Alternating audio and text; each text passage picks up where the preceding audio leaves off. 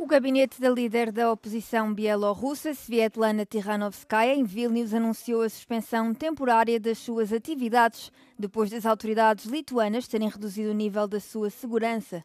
A decisão foi tomada com base na análise dos riscos atuais. A segurança de Tikhanovskaya era assegurada pelo Serviço de Proteção dos Dirigentes do Estado, mas agora passa a estar a cargo do Departamento de Polícia Criminal. Remiantis sprendimais, saugumo situacijos vertinimo, rizikų vertinimo, buvo priimtas sprendimas vadovybės apsaugos tarnybos sumažinti apsaugos taikomos lygį. Tai apie tą sprendimą buvo informuota ir pati Svetlana Tikhanovskaya, ir jos ofisas. Aš ir pats su ja apie tai esu kalbėjęs. Para os colaboradores de Tikhanovskaya, a decisão das autoridades lituanas foi uma surpresa. Segundo os mesmos, continuam a existir sérias ameaças do regime de Lukashenko.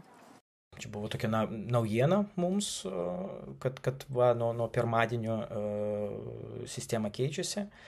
Ir mūsų darbas visada buvo glaudžiai susiję su Lietuvos saugumo sistema ir todėl dalis veiklų turėjo būti laikinai sustabdytų. Svetlanos Tikhanovskajos saugumas čia nėra jokia prabanga ar privilegija, tai iš tikrųjų išlikimo klausimas.